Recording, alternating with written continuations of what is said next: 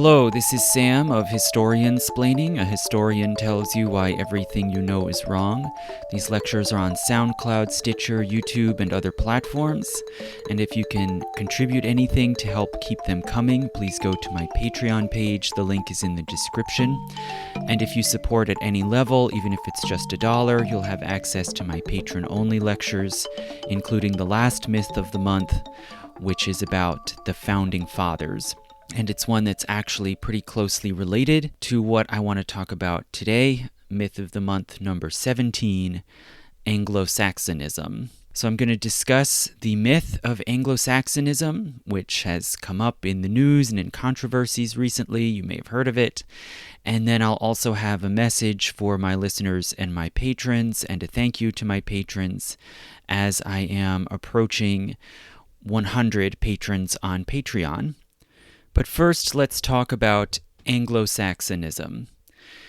So the myth of Anglo-Saxonism can basically be defined as the notion that the Anglo-Saxon race or ethnic group is specially suited for freedom and self-government, that it is the unique bearer of a tradition of liberty, and in some versions that it must educate and prepare other peoples for the exercise of liberty.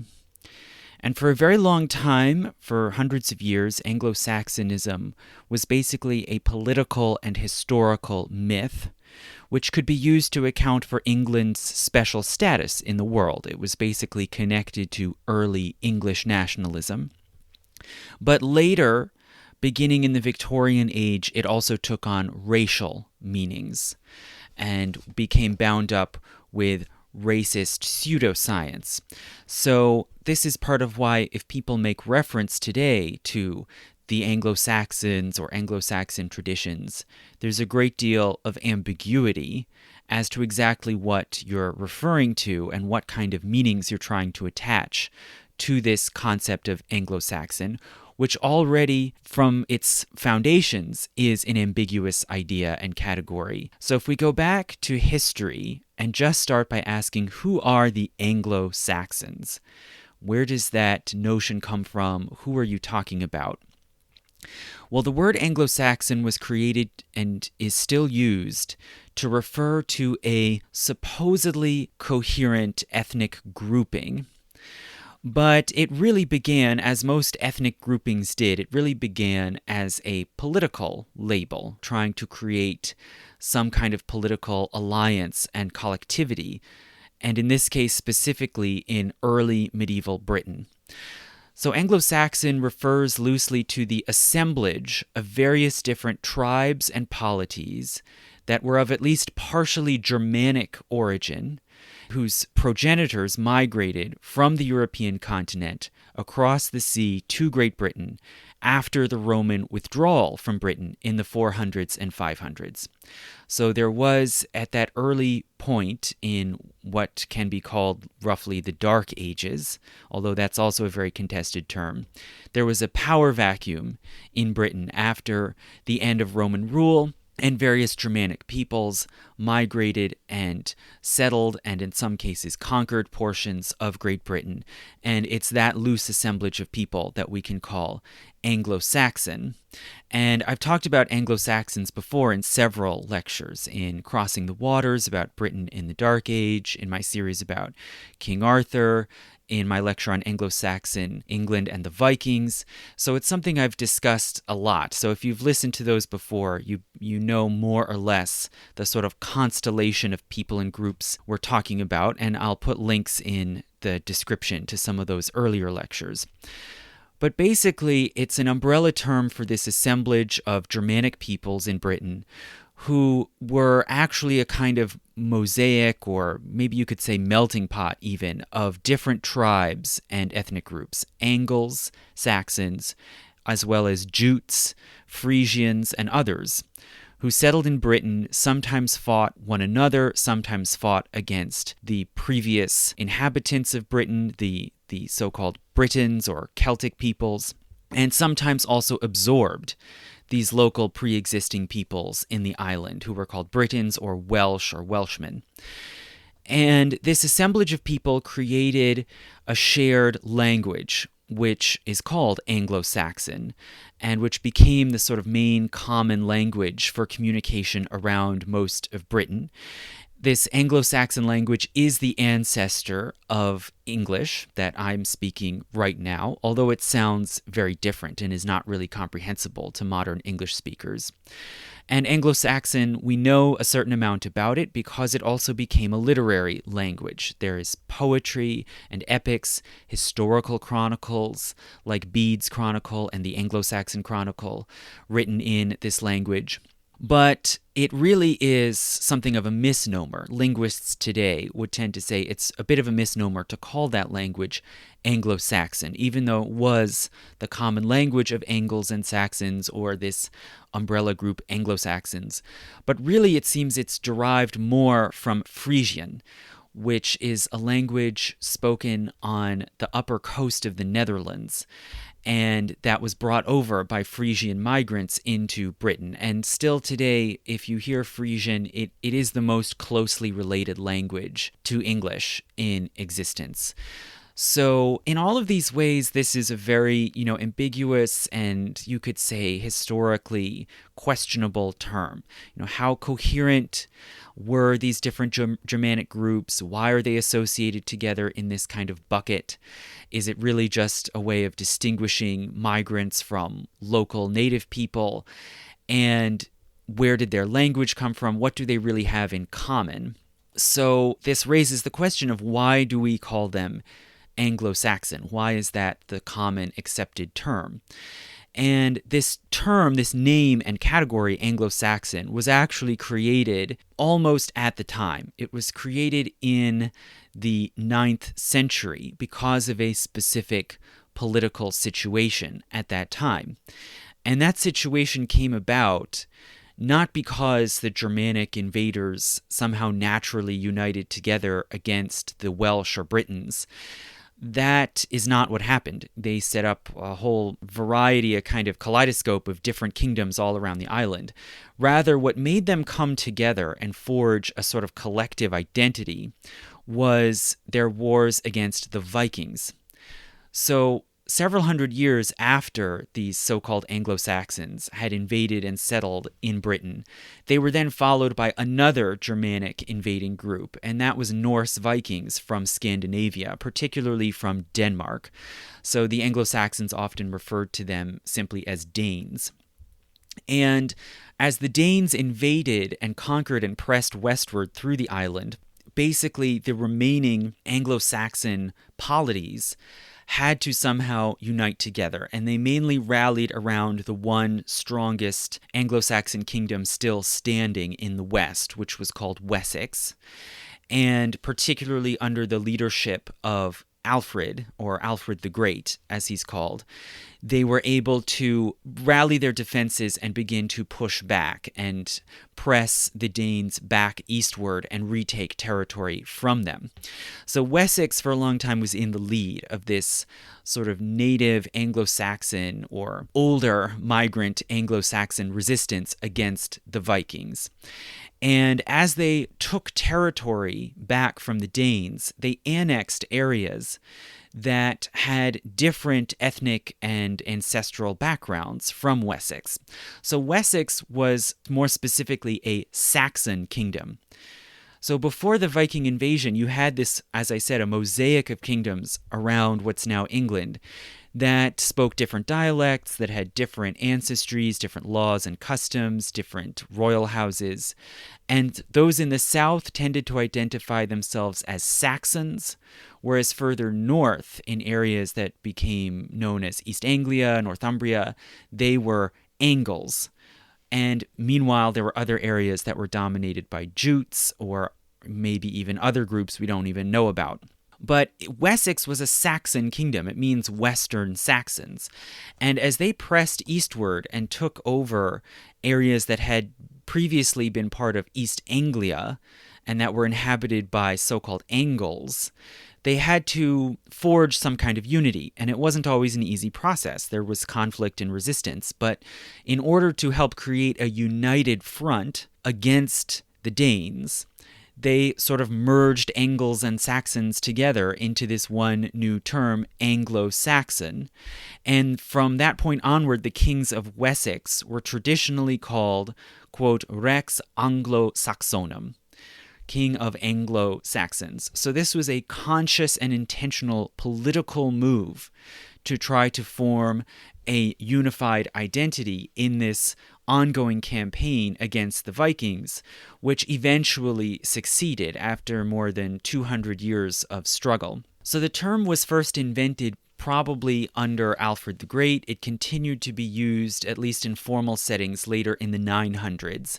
We don't know so much what the common people on the ground said, whether they talked about themselves as Anglo-Saxons, because we don't have any of their political commentaries. We only have proclamations, oaths, legal decrees, things like this. And in that formal setting, at least, people were calling themselves Anglo-Saxon. But later in the 900s, as this campaign against the Vikings achieved greater success, and you saw rulers actually able to forge a really extensive and centralized kingdom, they started to use even more grandiose titles. And for example, King Edgar, at his lavish coronation ceremony, proclaimed himself Emperor of Britain. So he's, on the one hand, drawing on this sort of Roman legacy of imperium, and also he's claiming to rule the whole island of Britain, even what's now Scotland and Wales and so on. And this was really getting ahead of himself. He was sort of out over his skis.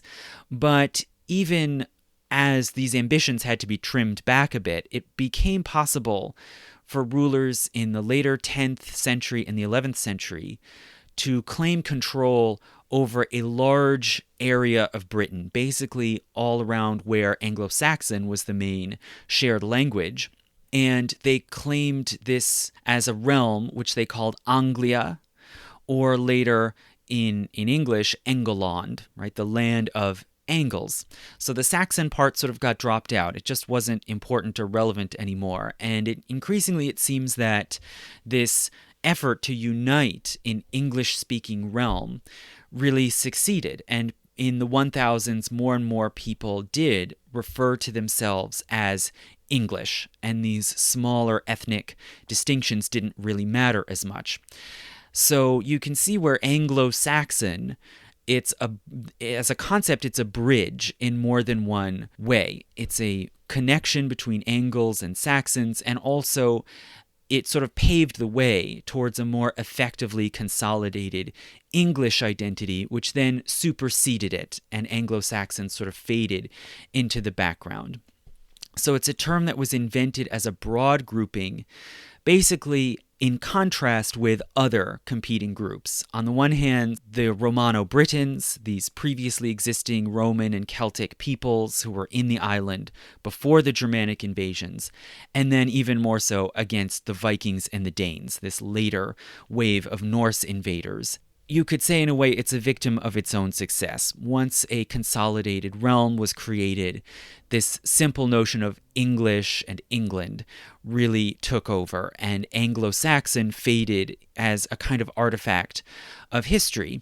And this concept of Anglo-Saxon was always, from its beginning, makeshift and ad hoc, and it was always a sort of hodgepodge, cobbled together category, and that should be clear right from the name. It's got a hyphen right there in the name. It's an attempt at sort of bricolage to fit together different pieces into some coherent whole. The first challenge that this English identity then weathered was the Norman invasion of 1066, when William the Conqueror, who had been the Duke of Normandy, was able to claim the English throne, and he replaced a certain portion of the English aristocracy and nobility with his Norman allies. So, for the first time, you now had this clear division in terms of language and customs between two different groups within England, and the ruling class was in large part Norman. And this led to a small revival of the term, where sometimes Anglo-Saxon was used to specifically designate people whose families and ancestries had been in England prior to this Norman takeover. So it reemerges a bit as an ethnic or ancestral term, but it was not a very important distinction in law or in custom. There was, as I said, some upper-class displacement, but that story has often been exaggerated. Some members of the old aristocracy were dispossessed and stripped of their titles and their lands, which were then transferred over to Normans in order to reward William's supporters, his political supporters in the succession struggle, which was a normal practice in much of medieval Europe. And some of those who were rewarded and given lands and estates in this process were also Anglo-Saxons. It's not as if there was a total mass ethnic displacement. And the Normans who came in were soon pretty easily absorbed into England. They changed the language, so what had been Old English or Anglo-Saxon evolved into what we now call Middle English, which has a lot of French words and French influence. And Norman faded out and eventually was only used ceremonially, like in royal proclamations. And the ancestral groups, Normans and Anglo-Saxons and whoever else, intermarried and intermixed, and these Normans were pretty easily subsumed into the English population. So once again, Anglo-Saxon was not really a significant term in terms of society or law. There was no apartheid system. There were no legal distinctions between Normans and Anglo-Saxons. And what really brought the category of Anglo-Saxon back into the conversation and began the seeds of the Anglo-Saxonist myth was much later, really in the Protestant Reformation.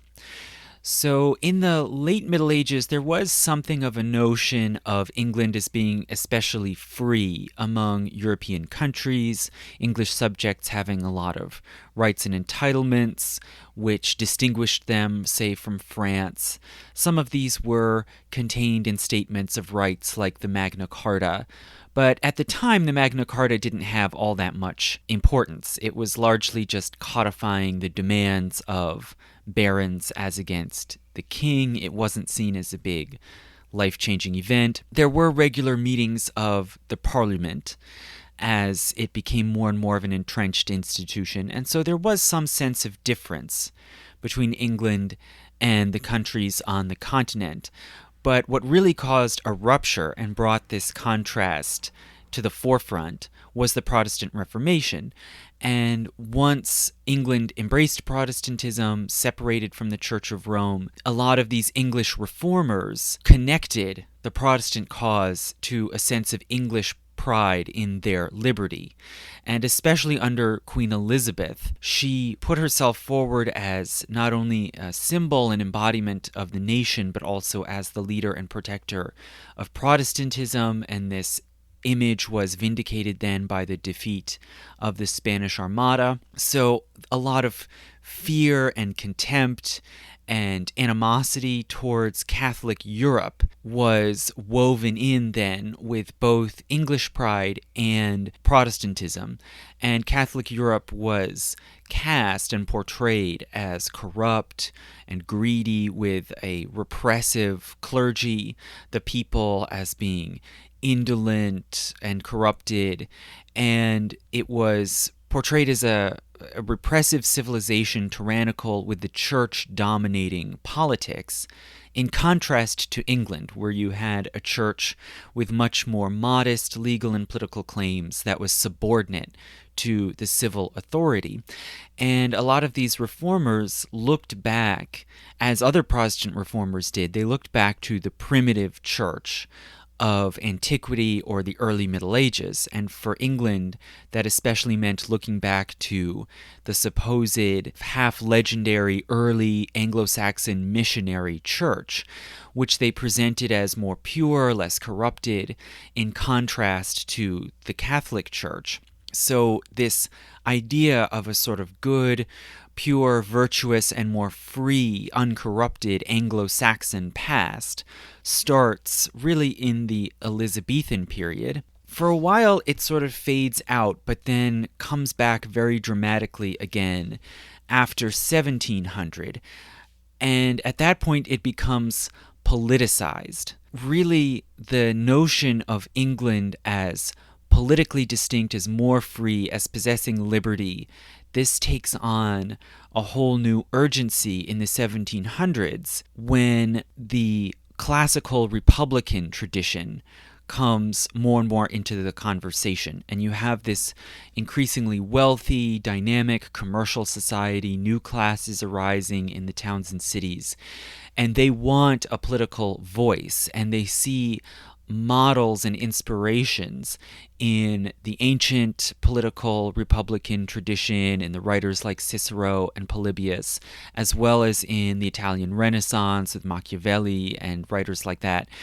And so in the 1700s, there's this new tension and kind of conflict between, on the one hand, embracing English traditions and laws, including monarchism and the feudal traditions, the Protestant church, and on the other hand, this classical republicanism, which in their eyes is secular and comes from the continent. And there's a push and pull, especially in the writings and the thinkings of Whigs, this new reformist, anti-royalist party.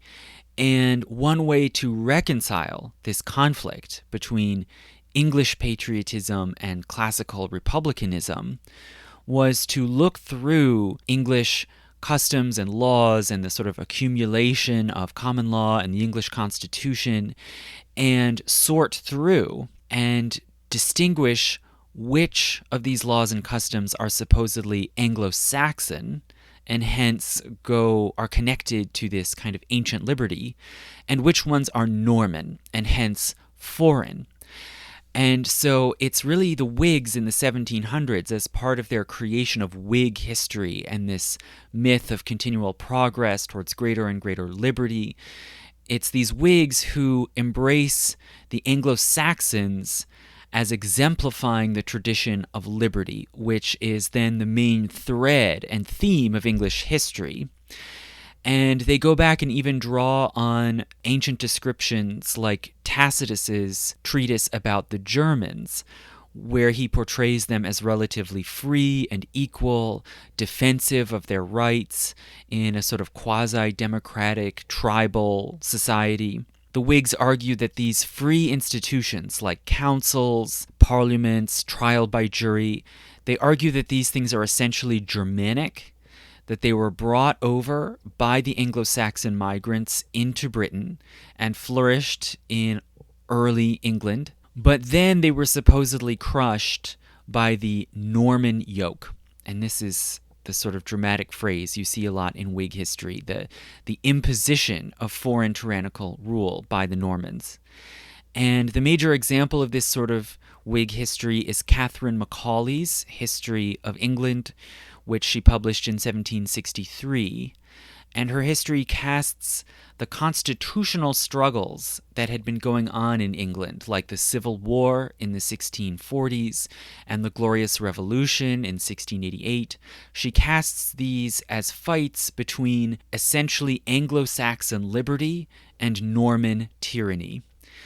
And this was very rhetorically useful because it aligned the monarchists within England, like the Royalist Cavaliers who supported the crown in the Civil War, the Tories. It cast them as aligned with France, right? Because they're representing the Norman side. They're associated with France, with the continent, and hence, by extension, with Catholicism. And all of these things are increasingly despised and demonized in the eyes of Whigs. And this sort of contempt or fear of the continent and Catholicism only really increased as people in Britain became more wealthy and were able to travel abroad.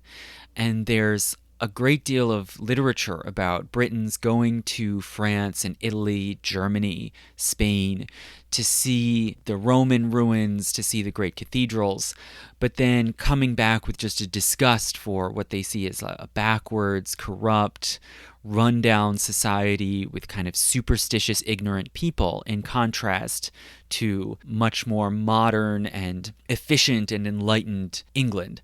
So this new Whig Anglo-Saxon myth helped to justify Britain's rise to world power in the 1700s.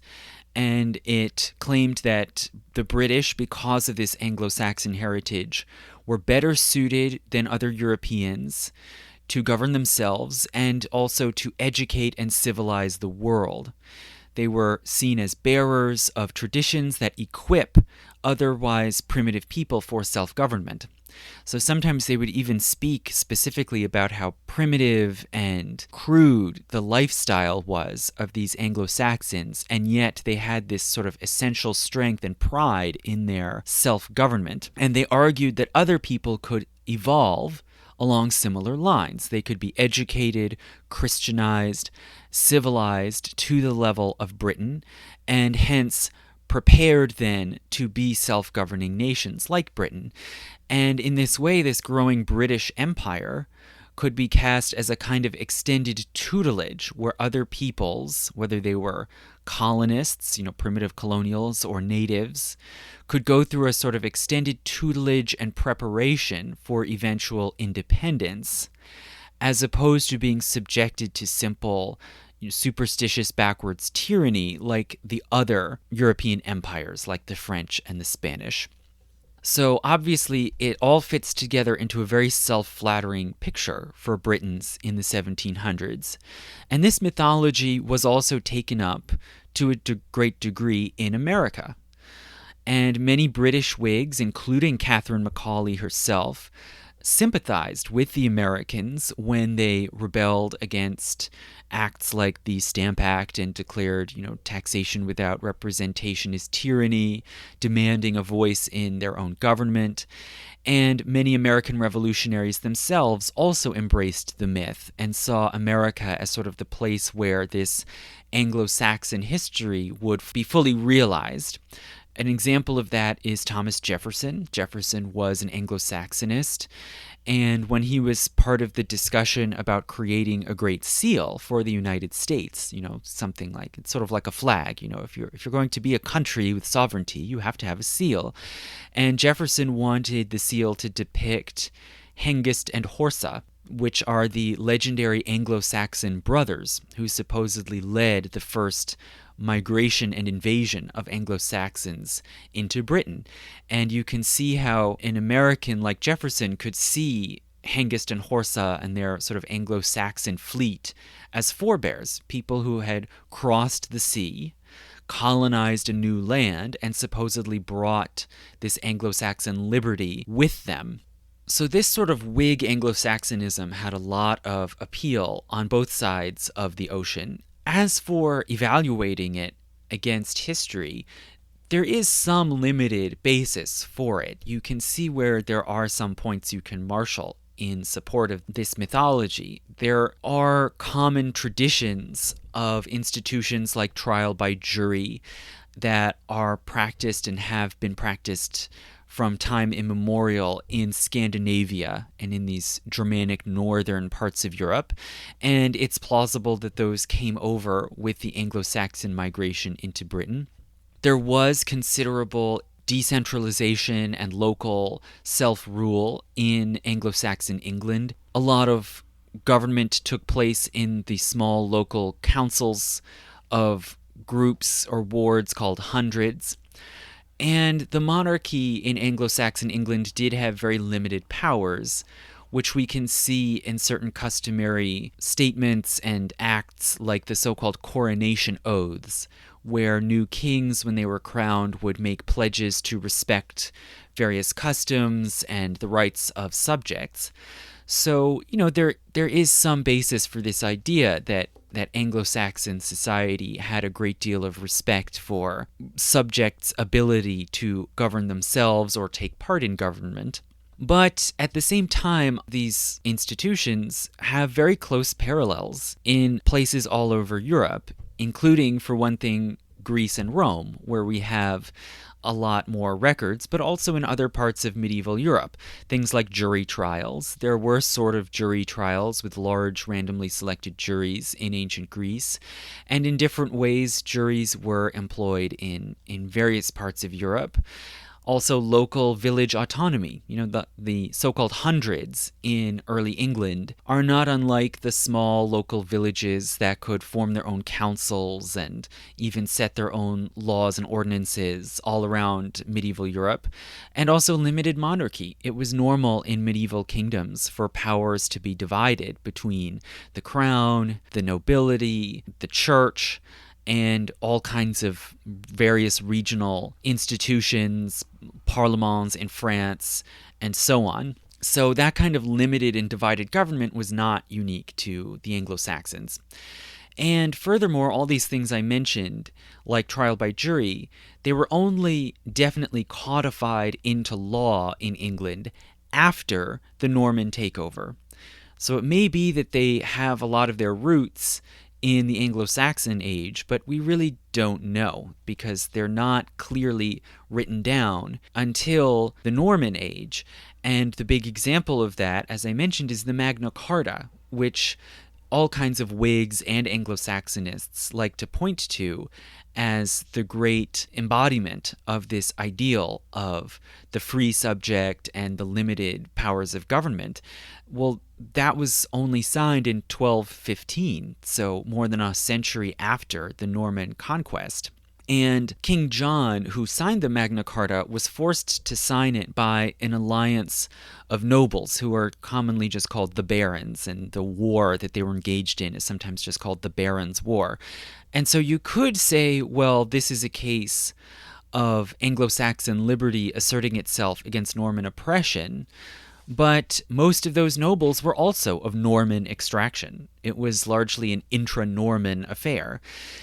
And in fact, historians today argue that really the Normans, once they took over, they didn't really change the laws or practices of government in England very much at all. They basically just took over a privileged position in the existing order, but didn't really upset that order that much. They didn't want to be seen as foreign. They wanted to be integrated into the kingdom as it was. And also there probably wasn't very much difference to begin with. The laws and customs in Normandy in the High Middle Ages were not that different from England. And the reason why William the Conqueror was able to make a claim for the throne at all was that he was closely related to the English king Edward the Confessor. So they were all very related and intertwined. And basically this version of Whig history, this notion that there was a pure Anglo-Saxon liberty that was then corrupted or disrupted by the Norman yoke, that was largely debunked by about 1870. Once sort of rigorous, methodical, archival history comes into its own, beginning in Germany and then spreading around Europe in the 1860s, that sort of crude Whig mythology is really torn apart. And no serious historians see it that way anymore. So you might think that at that point, Anglo-Saxonism as a myth would simply fade out and would have to be replaced by something else. But more what happened is that while that sort of politicized Anglo-Saxonism was fading, a new version, a racialized version of Anglo-Saxonism came to the fore. And this new kind of racial Anglo-Saxonism was not only British, but also a kind of Britanno-German creation that took shape in this sort of trans-European, largely British and German, reformist, nationalist, racist, and pseudo-scientific milieu. And this new racialization of the category of Anglo-Saxon, it was spurred on, for one thing, on one hand, by the unification and rapid rise to power of Germany. So Germany was only finally unified after the Franco-Prussian War in 1871 under the leadership of Bismarck. And this was a tremendous challenge to Britain's sense of itself and its place in the world, because Britain had always depended on its role as a player in the European balance of power, along with other powers like France, Austria, Prussia, Russia. while at the same time they got to benefit from this big maritime overseas empire. But with the unification of Germany, they suddenly now vaulted to this position of great power, of a tremendous industrial base, a highly modern, large military, where they threatened to disrupt that balance of power and possibly even challenge Britain as an overseas imperial power. So Britons had to figure out how to respond to this, and there were various different ways. It caused a lot of anxiety, but some Britons responded by claiming a certain commonality with Germany and seeking a sort of friendly alignment with the new German Reich on the basis of this common heritage. And this sort of political Anglo-Saxonism I was talking about was basically outmoded, ironically, partly because of the new German style of scholarship. But there was an advantage then in adopting a racial Anglo-Saxonism, the idea that the Anglo-Saxons were fundamentally a biological ancestral group, and that the English could claim the sort of special status and special powers of this Anglo-Saxon racial group, which then connected them to Germany, because the Anglo-Saxons were Germanic, and most of them, it seems, came from basically the northern edge of what's today Germany, although their origins are very murky. So this racial Anglo-Saxonism could explain two things at once. On the one hand, it could explain Britain's rise to imperial primacy, which it really had achieved by 1870, and also it could explain this new dramatic German challenge to their position. And hence, it had a great appeal to many parties in Britain, especially after about 1880, when both Britain and Germany throw themselves into the so-called scramble for Africa. So you have this intense competition and race between European powers, including particularly Britain, France, and Germany, to just grab territory and resources in Africa. And one way to kind of avoid conflict and try to smooth over this very dangerous process was to kind of emphasize commonalities and say, well, we're all European, or we're all white, or we're all Christian, and hence we all should cooperate with one another in this imperial project, or at least maintain harmony. And that was particularly crucial for Britain and Germany, when Britain is the great established imperial power and Germany is the new upstart. So some scholars in the 1880s and 1890s really start to put aside, or at least dramatically revise, the old Whig narrative. So they put aside the old notion of a fundamental opposition between Britain and the continent, and instead they emphasize the links and the supposed common heritage between Britain and specifically Germany, because of these Anglo-Saxon roots that go back to Germany or the Germanic peoples. And so this political realignment also converges then with another trend that had started in the 1700s and continued through the 1800s. And this was a shift in thinking about humanity and seeing humankind more as animals. So just as some scholars were kind of putting aside the old sense of opposition and distinction between Britain and Germany, likewise, many people in the sort of scientific and pseudoscientific fields were putting aside the old sense of opposition between humans and animals, and they were looking at human beings as organisms that could be bred and manipulated and improved like animals. And there was an increasing interest in heredity, both in Britain and in Germany. And a lot of this stems, in Britain at least, it stemmed a lot from the enormous booming wool industry and the obsession with breeding and manipulating sheep, who are, among the most easily manipulated animals that there are. But as part of this, the sort of growing lucrative industrial farming sector was seeking out ways to breed and sort out better or hardier stock. and how to sort of weed out the weaker or less productive sheep and create kind of super sheep. And increasingly in the 1800s, people then applied that thinking to people and asked, well, how can we sort of sort out stronger and weaker people? How can we breed?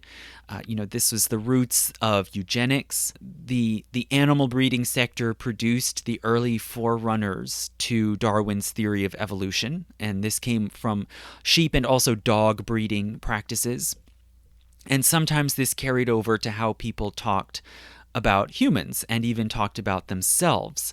So in this context, this idea of Anglo-Saxon was useful again, and it took shape then as a racial and biological category, which was supposedly conditioned in some way, conditioned by the environment or by history to be stronger and hardier, like the good sheep. And an interesting little example of this can be seen in a speech by the conservative British politician Charles Adderley, who reportedly, while kind of, campaigning and drumming up support in the countryside, which was the traditional base of the Tories, he said to a group of farmers, quote, "The Anglo-Saxon race are the best breed in the world. The absence of a too enervating climate, too unclouded skies, and too luxurious nature has rendered us superior to all the world." So you can see right here off the bat, he's talking to farmers, and he uses the language of farmers. We are the best breed, like your better dogs or your better sheep. And then he uses this funny sort of partially climate deterministic biology to say, well, we are somehow conditioned to be better or are just naturally have better inborn qualities. And he's clearly drawing a contrast here again with the continent. A too enervating climate, too unclouded skies.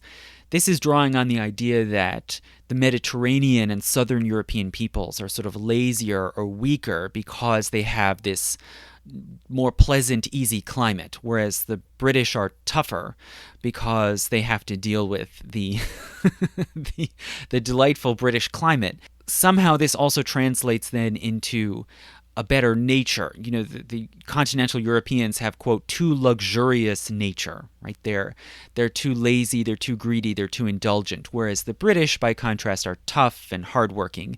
And this then justifies why they are an industrial people and an imperial people. And furthermore, as the British Empire expands and more people from Britain are out working in the empire as sailors or merchants or just, laborers on railways, they also then take this sense of Anglo-Saxon superiority and apply it to these other colonized peoples in Asia or Africa. And so Anglo-Saxonism can be easily folded into, at least in the right contexts, it can be folded into a broader sense of white or European supremacy. And this kind of racial biological Anglo-Saxonism then gets a big boost after the theories of Darwin and Huxley also gain traction. The theory of evolution by natural selection. It's a way to sort of bring together this notion of environmental influences and just sort of inborn fitness. And so there's an explosion of interest in the ancestry and origins of peoples as a way of sort of sorting out who might be higher or lower on the chain of evolution. This, of course, is not what Darwin himself said. He did not try to claim that being more fit meant you were somehow higher or superior, but that is the way social Darwinists applied the idea. And in doing this, English, the category of English, was understood to be too fuzzy. It was too biologically mixed and ambiguous. Are your ancestors Norman, or are they Brittonic, or are they Jutes? It was too vague and grab bag a category to work for this kind of pseudoscience. And so Anglo-Saxon was mobilized as a supposedly more racially precise idea that was more specifically linked to the Germanic group.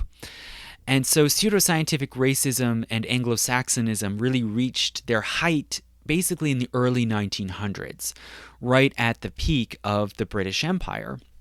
And it was caught up with eugenics and with a fear of the degeneration of races.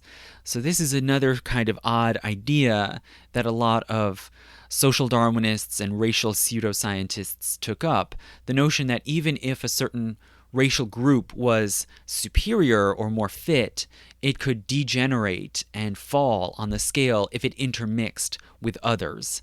And so this idea of a pure stock, of a pure breed, really infused Anglo-Saxonism right at this kind of imperial heyday in the early 1900s.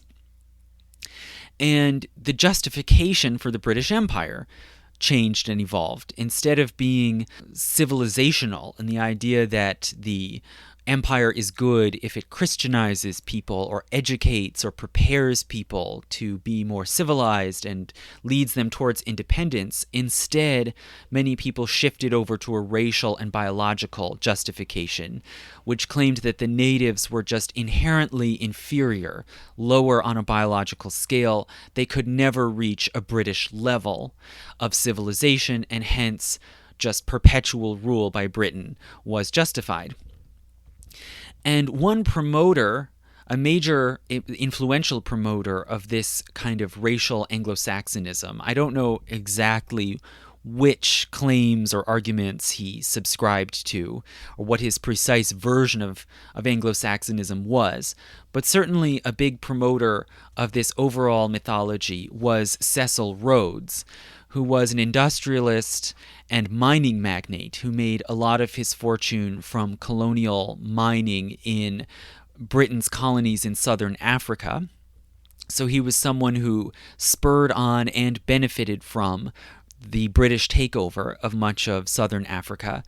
And he was an Anglo-Saxonist. He believed in this kind of ideology of empire, and he created the so-called Rhodes Scholarship in 1902. So this is a scholarship that still exists, that pays for talented young people from around the world to go study for 2 years at Oxford, the oldest and arguably most prestigious British university.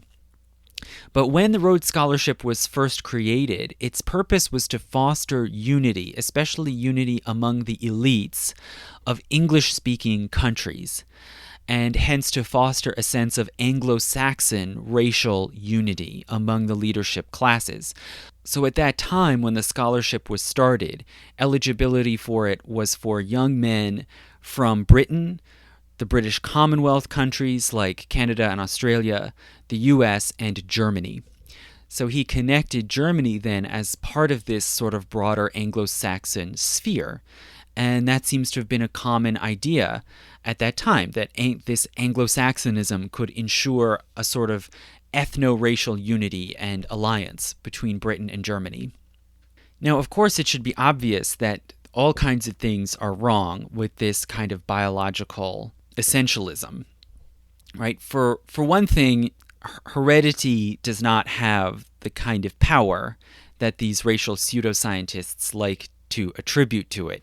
Genetic variations among populations are very small, and there's very little evidence that they have that much effect on a person's capabilities, right? There are individual genetic factors in things like height or mathematical ability or artistic ability, but they don't vary that much on the population level.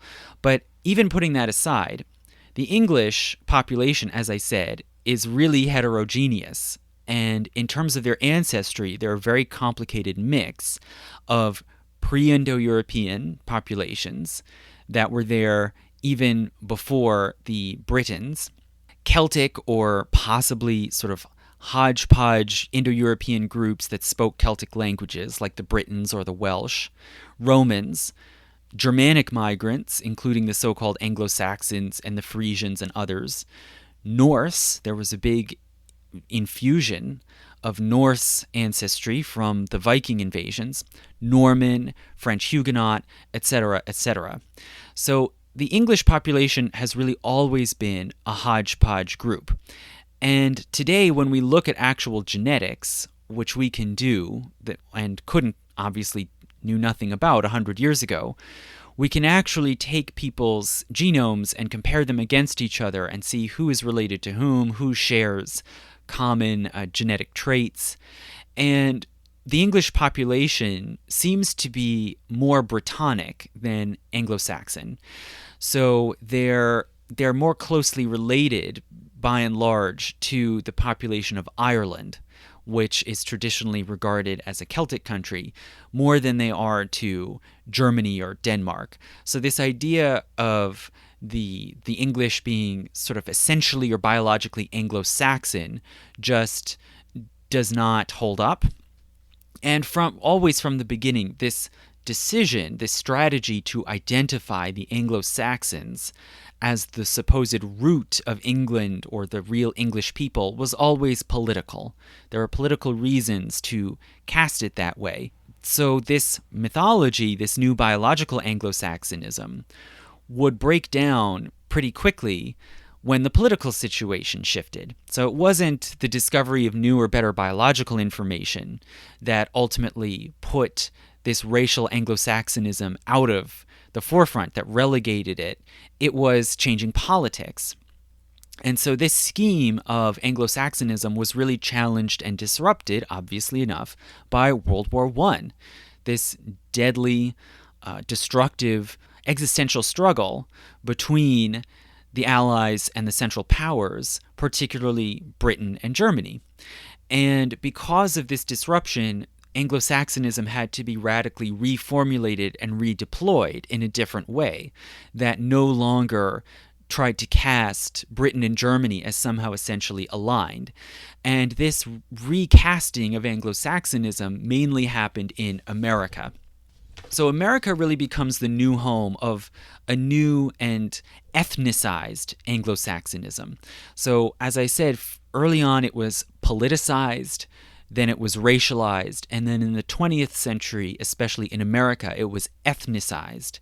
So in the 1910s and 20s, during and after the First World War, Americans sort of returned Anglo-Saxonism to a narrower meaning.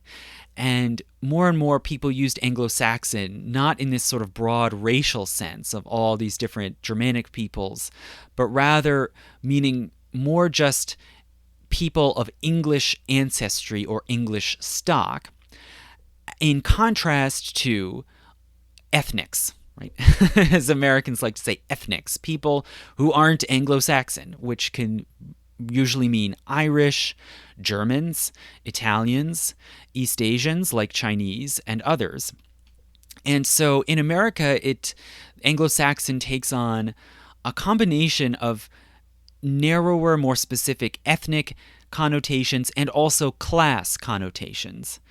And this happens because America has much greater immigration than Britain does. And so a lot of people's status in society and their sort of class standing depends on whether they come from immigrant stock or from pre-revolutionary colonial families.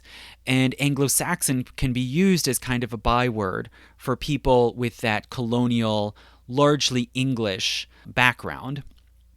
And the immigrants in America, as I mentioned, a lot of them are Irish or Italian. They come from various parts of Europe, also Asia, and a lot of them are Germans. So in America, Germans are part of the political and social landscape in a way that we really don't talk about and think about today. And in large part, a lot of the German heritage in America, the large areas that spoke German, where there's German food and customs, we've sort of thrown that out into the memory hole, largely because of World War I and World War II, when there were waves of anti-German sentiment.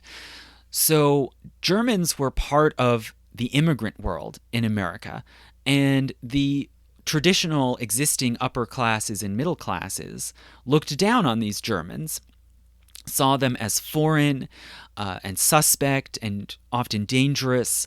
A lot of them are Roman Catholic, which sort of marks them as foreign and possibly subversive in many people's eyes.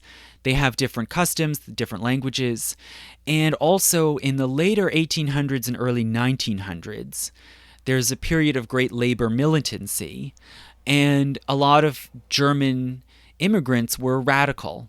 Many were anarchist in particular. Some were Marxist or socialist of various stripes.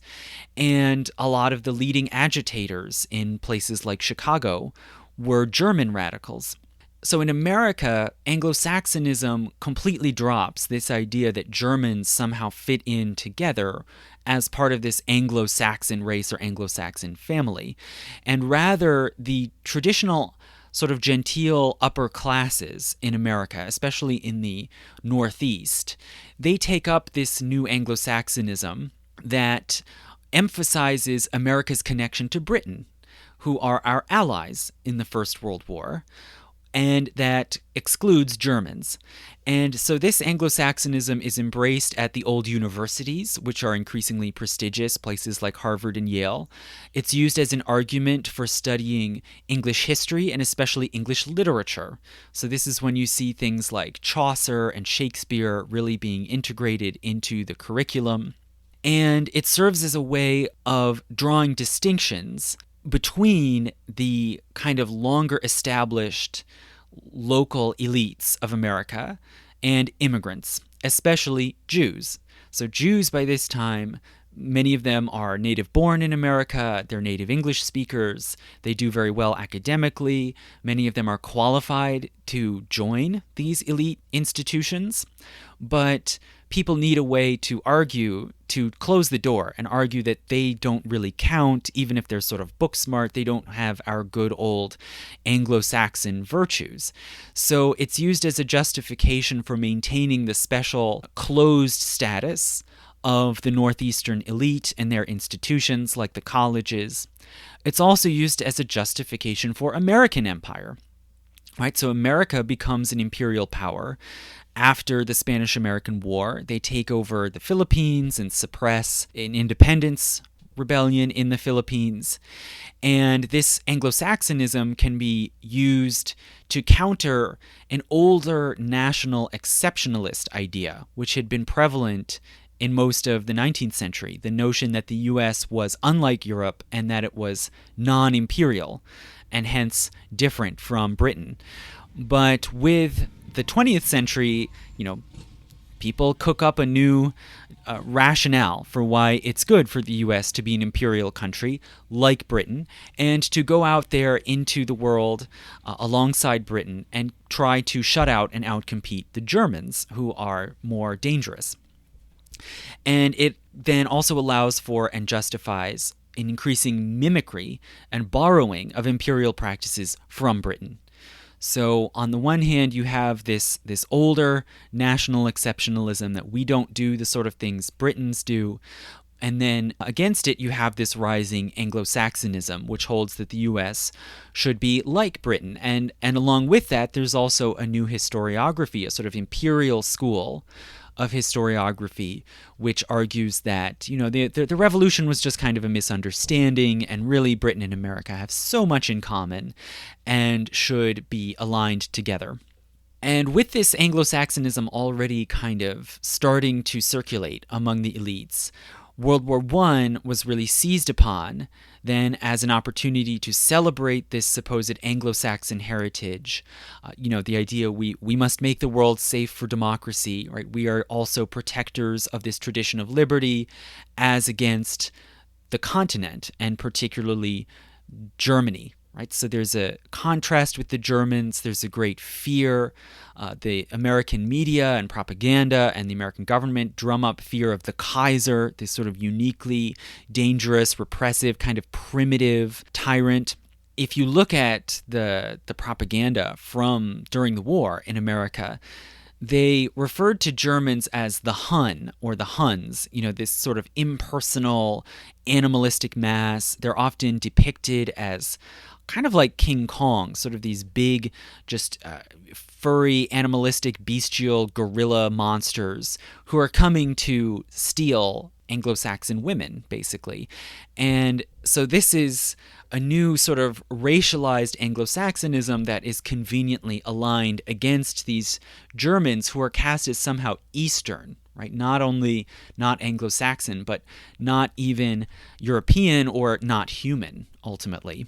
And after the war, there is a continuing tremendous fear of foreigners, a campaign to combat infiltration and subversion of America by dangerous foreign elements, which are, on the one hand, politically radical and also racially or ethnically degenerate.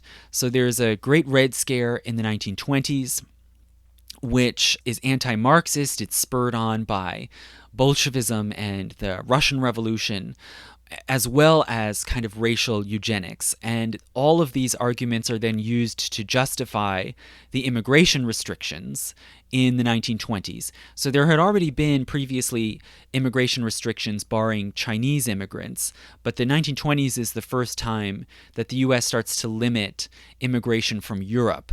And it's aimed at reducing the number of Jews, Italians, Poles, and other Eastern and Southern Europeans.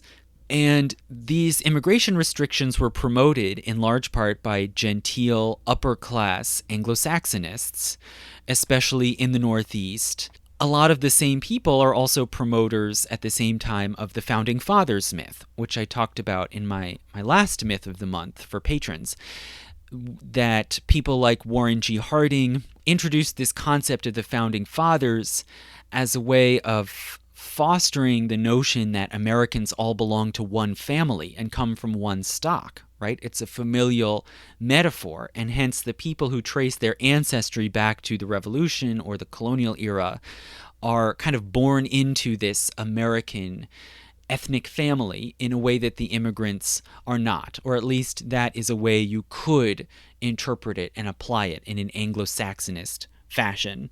So thus far, if we look at these different stages and evolution of the Anglo-Saxonist myth, right, from Whig history in the 1700s to racial Anglo-Saxonism in the Victorian age to this American kind of ethnic Anglo-Saxonism, there are certain continuities, right? There's a continuing association of the Anglo-Saxon stock with hardiness, with strength of character that is necessary for freedom and liberty. And there is a continuing contrast between that Anglo-Saxon stock and others who represent tyranny and the sort of weakness of character that allows for tyranny to happen. And those others against whom the Anglo-Saxons cast themselves are the Normans, various continental Europeans, Roman Catholics, Asians, Africans, and immigrants, especially Jews. So this is where you can see this sort of ethno-racial Anglo-Saxonism really reaching a peak in the 1920s, continuing to be strong through the 30s, but then being disrupted again in a different way by World War II. So with World War II, you again have the US and Britain facing off against Germany. So in a lot of ways, it's a repeat of the First World War. But a difference is that the same sort of racial and eugenic thinking that underpinned the Anglo-Saxon myth was then taken to an even greater height, of course, by the Nazis in Germany.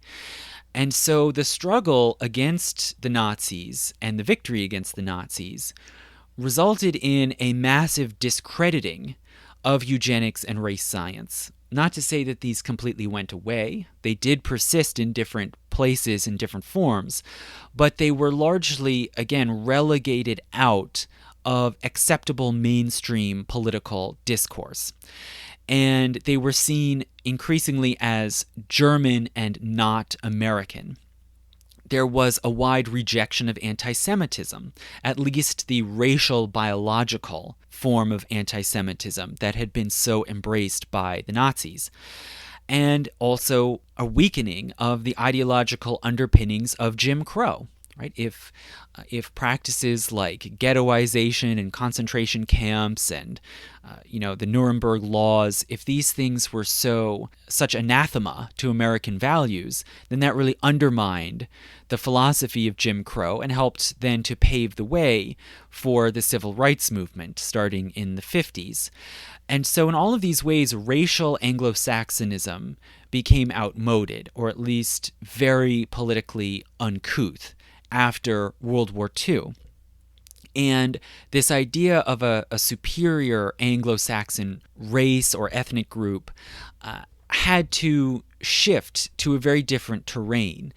And once again, the concept of Anglo-Saxon still didn't go away. It has this remarkable staying power, but it took on a new purpose and a new meaning, what you could call a kind of cultural class or class cultural meaning. And so the concept of Anglo-Saxon was taken up after World War II by a new generation of scholars of ethnic backgrounds. So writers like Oscar Handlin, Irving Howe, Nathan Glazer, who sometimes were collectively called the New York intellectuals. They came from largely immigrant backgrounds, especially Jewish. The largest number of them were Jewish. And some of them tried to rewrite American history and this sort of picture of American society in a way that put immigrants at the center. And this is where our idea of America as a nation of immigrants came from. And in order to do so, they had to somehow define the existing social structure that had excluded or assimilated immigrants in the first place. Right? If you're talking about Jews coming to America and dealing with discrimination, taking advantage of opportunities, you have to explain, well, what was the society they were coming into to begin with?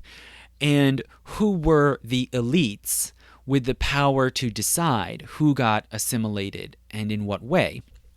And so they took up the new term, which is an acronym, WASP, which you may have heard of, stands for White Anglo-Saxon Protestant. And they used this term WASP to refer to the old establishment, the existing sort of genteel upper and middle classes. And the irony of this development is that this term WASP was first coined quite accidentally by a sociologist named Digby Baltzell, who was himself a WASP from Philadelphia, where there is a long-standing genteel upper class of largely Quaker heritage centered in the so-called Philadelphia Main Line, north of the center of the city. And Baltzell, in contrast to the New York intellectuals, Baltzell really saw a lot of value in the old elite, and he wanted to keep them in the center of the American story. And he appreciated what he saw as the traditions of hard work, personal honor, respect for authority, and a sort of noblesse oblige, the sense that privileged people of the upper class should help and support the lower classes. And he saw all of these things to celebrate in the old elite of largely English extraction with roots in the colonial era. And he wrote two books sort of examining sociologically and also praising this old upper class. So in 1958, he published Philadelphia Gentlemen, The Making of a National Upper Class, and in 1964, Protestant Establishment, Aristocracy and Caste in America. And in this second book from 1964, among the tables that he included showing the different ethnic makeups of different towns and neighborhoods, he fitted in a column for sort of people of English extraction and Protestant religion, and he used the abbreviation WASP, White Anglo-Saxon Protestant, which happened to make this neat little acronym WASP. And quite unexpectedly, the other sociologists coming from other backgrounds and other ideological commitments readily picked this up and started to use this term WASP. And Baltzell, interestingly, he also made criticisms of the so-called WASP elite. His main criticism was that it was too closed and was not letting in new blood and outsiders, especially Jews. So in his view, the WASP elite was a good thing, but it needed to be more flexible and open to these newcomers. And the New York intellectuals did not really share this exact view. They more kind of wanted to dissolve the power of these old elites, or were at least much more critical of it. And they took up this term WASP, from which it then filtered into the popular discourse. And it's now a commonly used term, which is, it's always a little bit tongue-in-cheek in some way. It's not really considered a technical term. it has two distinct sides to it, with a sort of mixture of positive and negative connotations. And the negative connotations include being entitled, privileged, and also sort of bland and uninteresting, right? Having a kind of dull, in America we tend to say white bread culture, in contrast to the more colorful ethnic communities. On the positive side, there is also this sense of WASPs as a special class with a strong civic duty and responsibility and a strong ethical code. And this sense of WASP, you might know, was invoked by the columnist Ross Douthat, or Douthat, however it's pronounced, in December 2018, when he was sort of eulogizing the recently deceased President George H.W. Bush. And in doing so, he used him as sort of a symbol of the old upper class WASP caste. And it's true that Bush, although today we associate the Bush family with Texas, in fact, their roots are in Connecticut. They're very much New England WASPs. And Douthat argued that this older caste had a sort of sense of obligation, civic duty, noblesse oblige, in contrast to the more kind of mediocre, grasping, striving political elites of today, in his view.